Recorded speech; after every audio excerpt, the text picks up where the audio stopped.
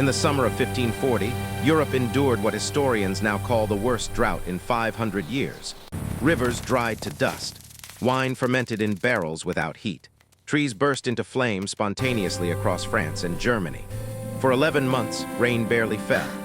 Yet inside the thick-walled stone houses of medieval towns like Carcassonne and Rothenburg, families lived through these months in relative comfort, their homes staying remarkably cool even as the world outside baked. They didn't have air conditioning, electric fans, or even glass in many of their windows.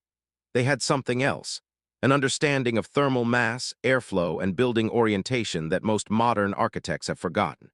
Today, as climate scientists warn of more frequent and intense heat waves, our modern homes, filled with technology and insulation designed for heating, turn into ovens.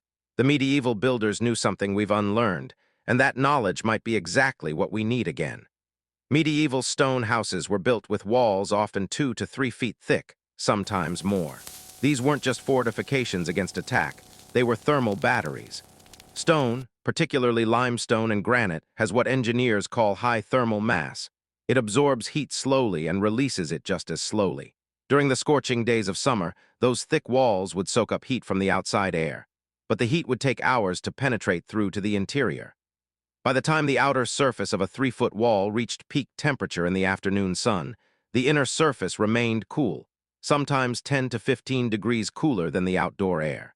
The principle works because of the density and specific heat capacity of stone. A cubic foot of limestone weighs roughly 170 pounds and requires significant energy to change its temperature. Compare this to modern construction. A typical wood frame wall with drywall and insulation might be 6 inches thick total and weigh a fraction of the stone equivalent. It heats up quickly and cools down quickly, offering little buffer against temperature swings. Medieval builders weren't thinking in terms of thermal physics.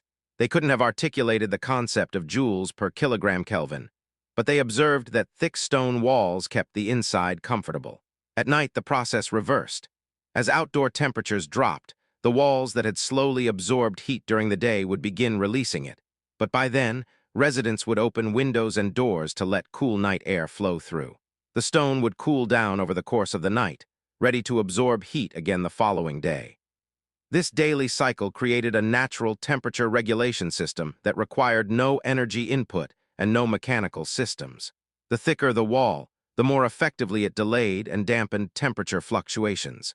Modern homes, by contrast, are optimized for a different problem: keeping heat inside during winter. Insulation like fiberglass or foam works by trapping air, which prevents heat transfer. This is excellent when you're trying to keep warmth from escaping in January, but it's a liability in summer. Insulation doesn't absorb heat, it just slows its movement. Once a well-insulated modern house heats up, that heat has nowhere to go. The insulation that kept you warm in winter now traps hot air inside, and without active cooling systems, the temperature climbs. Medieval builders in warmer climates didn't insulate in the modern sense. They used mass to create a time delay between outdoor and indoor temperatures. Walk through any medieval European town that survived bombing in World War II, and you'll notice something curious about how houses are arranged. In southern regions like Provence or Tuscany, houses cluster tightly together with narrow, winding streets. The streets run roughly east-west when possible, and buildings are positioned so that their smallest facades face south. This wasn't random. Medieval builders understood solar geometry in practical, observational terms. The sun rises in the east, peaks in the south in the northern hemisphere, and sets in the west. By minimizing south-facing wall area and maximizing north-facing exposure, they reduced the total solar heat gain on a building. Those narrow streets served multiple functions. First, buildings shaded each other. A house 5 stories tall creates a shadow that protects the street and neighboring buildings from direct sun for much of the day. Second, narrow streets channel airflow. As the sun heats the street and buildings, warm air rises, creating a natural updraft that pulls cooler air from shaded areas or nearby courtyards at ground level. This passive air circulation kept street-level temperatures several degrees cooler than open areas. The winding nature of medieval streets also helped. Straight streets aligned with prevailing wind directions would create uncomfortable wind tunnels, but gentle curves and occasional offsets slowed wind speed while still allowing air movement. In hot, arid regions like southern Spain, this principle was taken further. Moorish influences led to even tighter street patterns, with buildings sometimes nearly touching overhead, creating almost tunnel-like passages that remained in shade nearly all day. Modern suburban planning does the opposite of almost everything medieval builders practiced. Houses sit isolated on lots, fully exposed to sun from all directions.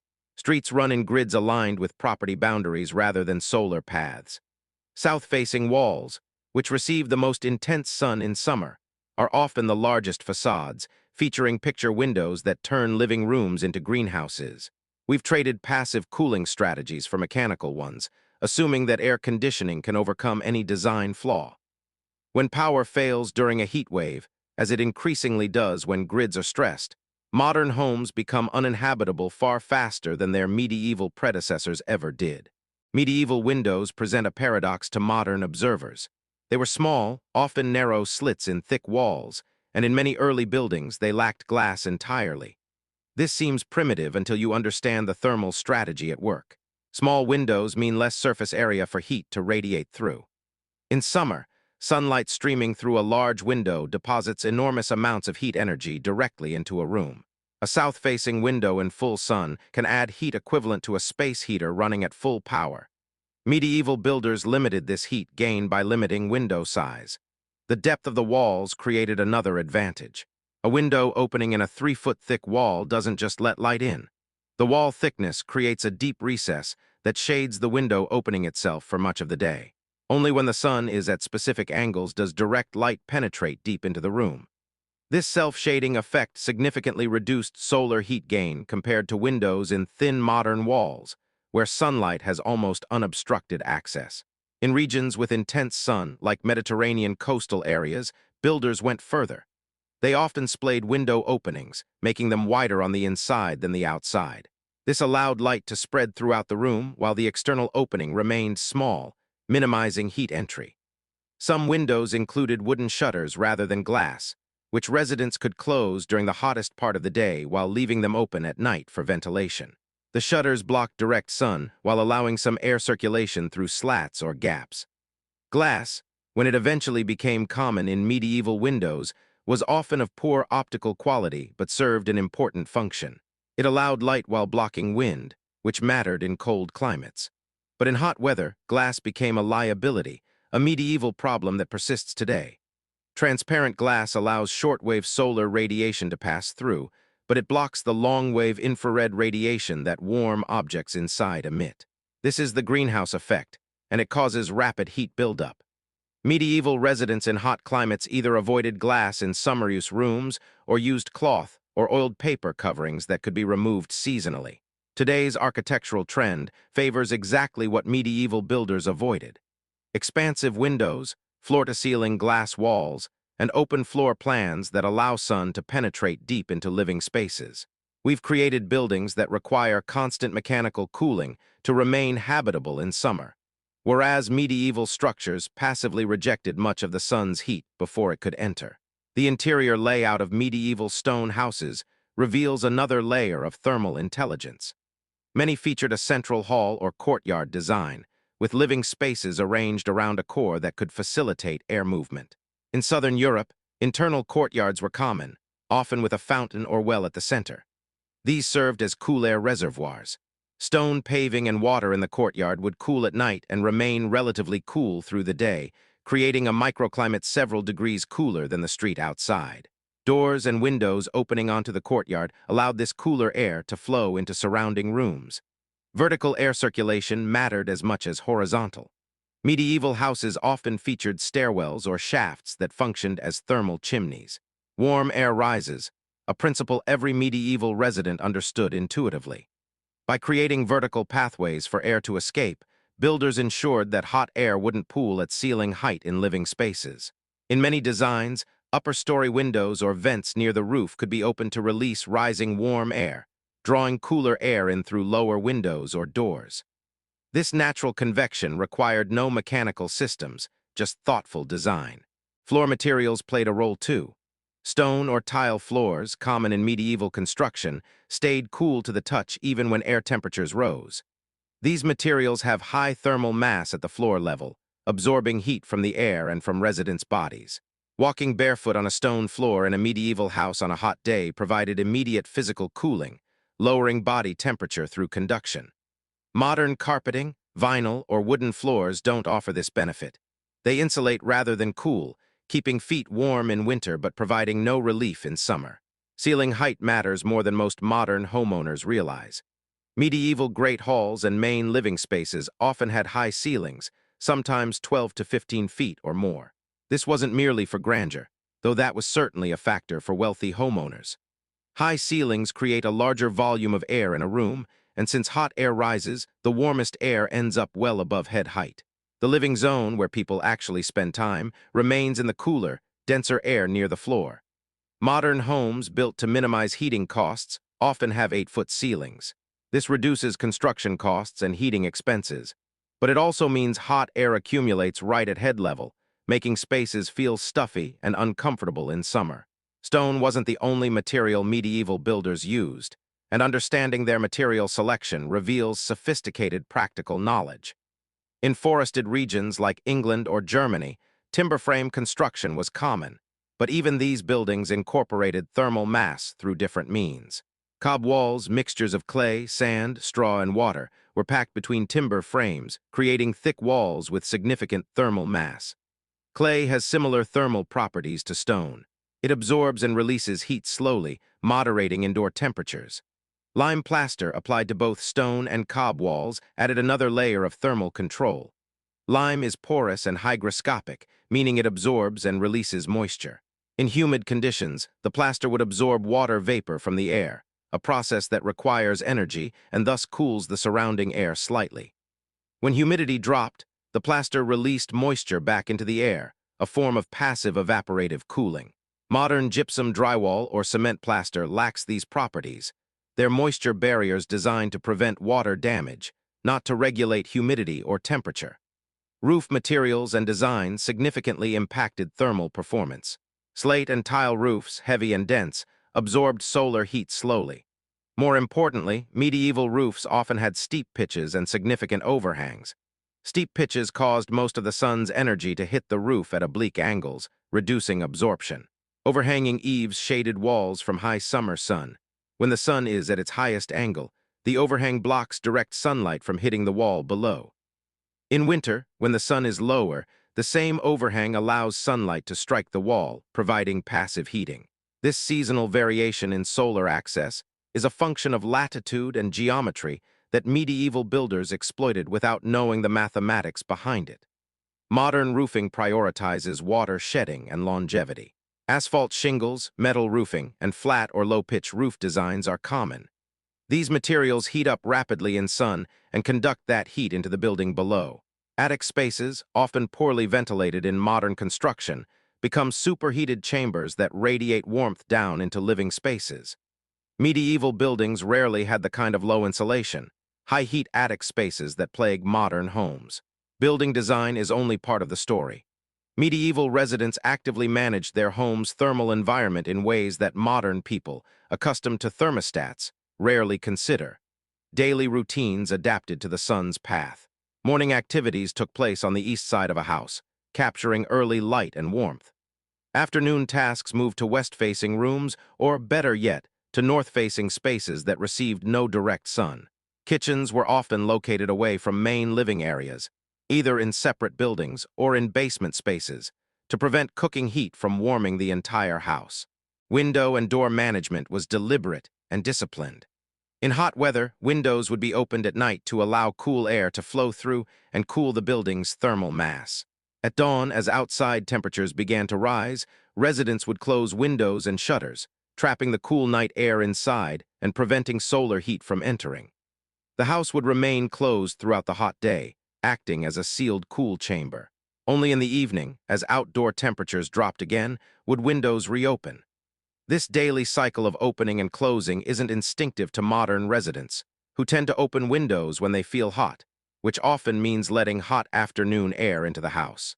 Fabric management served thermal functions beyond aesthetics. Heavy tapestries and curtains weren't just decorative. They added a layer of dead air space against stone walls, providing some insulation in winter. In summer, lighter fabrics could be hung to block direct sunlight while allowing air circulation. Beds often had heavy curtains that could be drawn closed, creating a smaller, more easily temperature-controlled microenvironment within a larger, unheated or uncooled room. Medieval people thought in terms of heating or cooling bodies, not entire houses, a fundamentally different approach than modern HVAC systems that condition all interior air to the same temperature. Water features, where available, provided evaporative cooling. Courtyards with fountains, basins of water, or even wet cloths hung in doorways took advantage of evaporation's cooling effect. As water evaporates, it requires heat energy, drawing that energy from the surrounding air and lowering its temperature. In dry climates, this can drop air temperature by 10 degrees or more. Modern air conditioning can cool more dramatically, but it requires enormous energy input. Medieval evaporative cooling was passive, free, and sufficient for comfort in most conditions. Understanding why these practices disappeared helps explain our current predicament. The shift away from medieval building techniques began with industrialization in the late 18th and 19th centuries. New materials, iron, steel, and later concrete, allowed thinner walls and larger windows. Factories could produce window glass cheaply and in large sizes, making expansive windows affordable. Architectural fashions shifted toward light-filled interiors and visual connection to the outdoors, priorities that contradicted the thermal logic of small windows and thick walls. Cheap energy accelerated the abandonment. Coal, then oil, natural gas, and electricity made it possible to heat large volumes of air mechanically. Why build with 3-foot-thick walls when you could build thin walls and install a furnace? In the early 20th century, air conditioning technology emerged, and by mid-century, it became standard in American homes and increasingly common worldwide. With mechanical cooling available, architectural design no longer needed to provide passive thermal control. Builders could construct homes that were thermally dysfunctional, overheated in summer, cold in winter, because mechanical systems would compensate. Economic pressures favored thin walls and cheap construction. A wood frame house with 6-inch walls costs far less to build than a stone house with 3-foot walls. Labor costs for masonry are high, and modern construction timelines don't accommodate the slow work of stone building. Development patterns spread buildings apart, increasing infrastructure costs, but allowing standardized, mass-produced housing. Zoning laws mandated setbacks and lot sizes that prevented the tight clustering of medieval towns. Automobile-centric planning created wide streets oriented to traffic flow rather than solar geometry or wind patterns. Energy economics created perverse incentives. When cooling costs were low, there was no financial motivation to design for passive cooling. Architects and builders optimized for construction cost, not operating cost or resilience. This worked as long as energy remained cheap and reliable. But climate change is breaking that assumption. As heat waves intensify and grids strain under cooling loads, the limitations of modern construction become deadly. Hundreds died in the Pacific Northwest heat wave of 2021. Many in homes that became death traps when temperatures exceeded what any mechanical cooling system could handle, or when power failed. Reviving medieval thermal strategies doesn't mean abandoning modern technology or living in discomfort. It means combining passive strategies with active systems, using mechanical cooling as backup rather than primary climate control. Some architects and builders are already doing this. Thick walls are returning, though now they're often concrete rather than stone, sometimes with integrated insulation to handle both heating and cooling seasons. Thermal mass can be added to modern buildings through concrete floors, exposed interior brick or stone walls, or even phase-change materials that absorb and release heat at specific temperatures. Window design is evolving too. High-performance windows with low emissivity coatings can block heat while admitting light. Exterior shading, overhangs, awnings, shutters, is being rediscovered as vastly more effective than interior blinds or curtains. An exterior shade blocks sun before it hits the glass, preventing heat from entering at all. Interior shades reduce glare but do little to reduce heat gain. By the time sunlight reaches an interior blind, its heat energy is already inside your home. Natural ventilation strategies are appearing in modern design. Cross-ventilation, where openings on opposite sides of a building allow air to flow through, can eliminate the need for air conditioning on many days. Thermal chimneys, vertical shafts that exhaust warm air from the top of a building, create natural airflow without fans. Night cooling, the practice of opening windows at night to cool thermal mass and closing them during the day, requires no technology, just behavioral change and perhaps automated window controls for those who forget. Urban planning could relearn from medieval town layouts. Denser development with shared walls reduces each building's exposed surface area, limiting heat gain. Narrow streets create shade. Trees and vegetation provide evaporative cooling and shade. Mixed-use development puts work, shopping, and housing close together, reducing the need for wide, sun-baked parking lots. Some European cities never abandoned these patterns. American cities are slowly rediscovering them through new urbanist planning and urban infill development. The challenge is cultural and economic as much as technical. Medieval builders didn't have to fight building codes written around modern materials and methods. They didn't face resistance from developers who profit from cheap construction or utilities that profit from energy sales. They didn't contend with homeowners' associations demanding visual conformity or regulations mandating parking and setbacks. Changing how we build requires changing regulations, economic incentives, and cultural expectations about what homes should look like and how they should function.